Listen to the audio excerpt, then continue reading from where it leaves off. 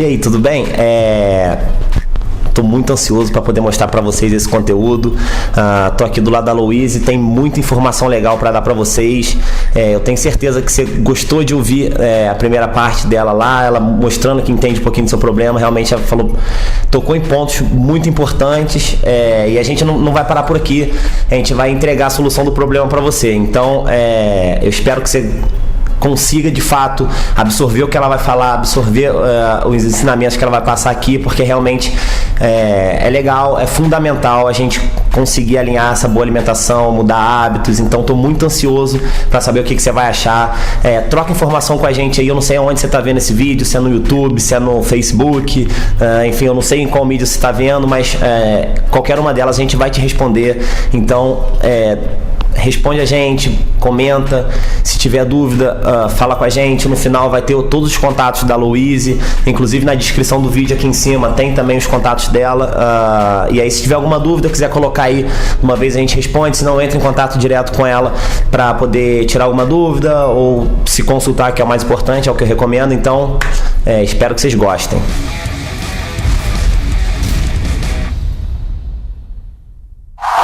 Quando a gente pensa em emagrecimento, não tem como a gente pensar em uma dieta, primeiro, sem os carboidratos. Existe hoje em dia uma moda muito grande em fazer dietas low carb ou dieta praticamente sem carboidrato mesmo, né, com alto teor de proteína. E aí são dietas que eu não recomendo, porque a gente tem uma grande perda de massa muscular e não é o que a gente quer, porque a massa muscular é o que gasta energia pra gente, enquanto a gente está parado, por exemplo, diferente da gordura. A gordura ela não é metabolicamente ativa. Então o segredo é a gente aumentar a massa muscular, não é ficar forte, é só a gente ter um aumento de massa muscular para o nosso corpo ser mais ativo e aí a gente conseguir manter essa perda de peso. Geralmente o corpo ele demora um mês para se adaptar a cada quilo que a gente perdeu. Então se eu perco 10 quilos, eu tenho que ter em mente que eu tenho que manter aquilo por pelo menos mais 10 meses, que é o que a gente faz às vezes errado, né? Eu faço uma dieta, alcancei o que eu quero, perdi lá meus 5, 6, 7 quilos e aí depois eu volto para os hábitos errados que eu tinha.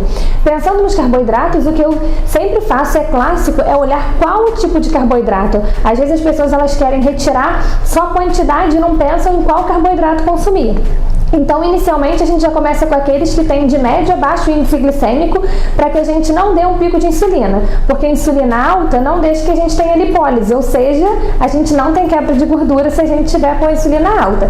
Então, já que eu quero diminuir o percentual de gordura, eu quero perder peso, eu não tenho que pensar só na quantidade do carboidrato. É claro que ela é importante, porque se eu consumo mais carboidrato do que eu preciso, o que sobrou, o meu corpo vai pegar o que precisa, guarda um pouquinho lá de estoque lá no nosso fígado, e o resto ele vai ser transformado em gordura, essa gordurinha localizada que incomoda. Então, quando a gente vê uma pessoa que tem uma estrutura mais magrinha e tem aquela barriguinha maior, a gente sabe que é consumo errado de carboidrato.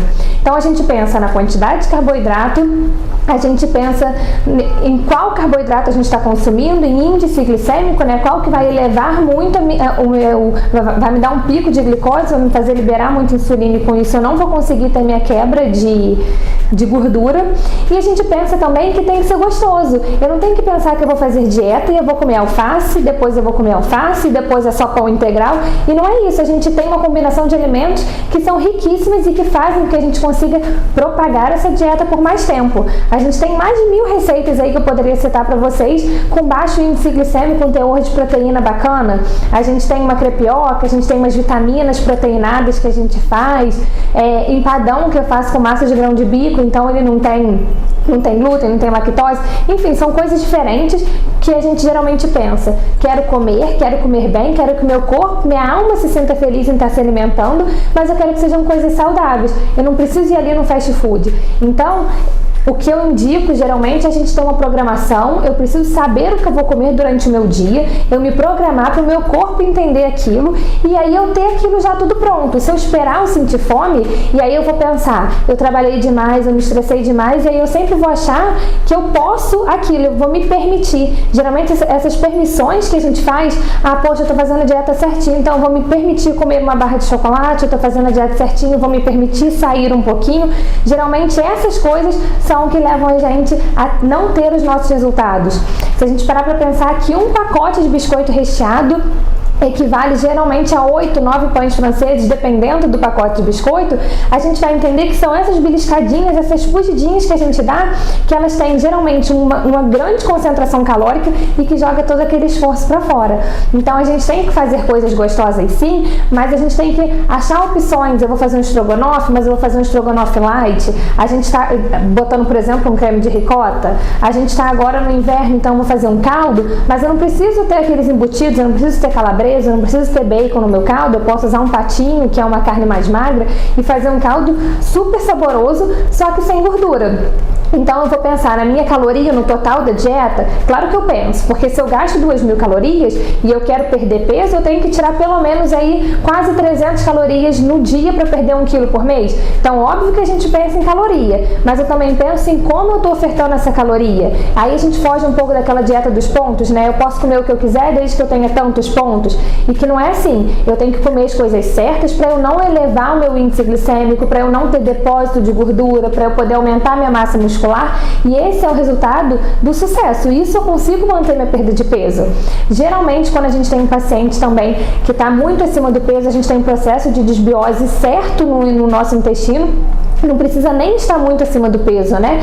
E aí o que a gente faz? A gente trata esse intestino dele pra gente conseguir jogar as toxinas pra fora, e aí isso também ajuda muito no processo de emagrecimento. A gente toma um probiótico, faz uns 15 dias de uma dieta de detoxificação correta, uma dieta séria, não, né, simplesmente tomar um suco verde, achar que a gente está ajudando o fígado e o intestino a detoxicar, e não, na verdade não é isso. A gente tem todo esse planejamento e tem o auxílio de alguns termogênicos naturais, nada, né, que seja aí contra a lei ou então que possa causar danos. O que eu acredito, né, eu tenho uma linha muito natural de trabalhar, ortomolecular, fitoterapia. Eu acredito que a gente consiga, através de algumas plantas, a gente consegue acelerar o nosso metabolismo e acelerar o processo sem fazer o nosso corpo ficar viciado naquilo, e aí depois, quando eu paro de tomar, eu engordo tudo novamente, né? Então eu acho que se a gente conseguir juntar, primeiro ter hábitos mais saudáveis, e aí por isso que eu enfoco muito que a gente tem que ter receitas bacanas, um pão de queijo de frigideira, a gente tem que ter um sanduíche bacana pra gente poder fazer, um quibe recheado. Eu sou muito fã dessas pastinhas de ricota, pasta de grão de bico,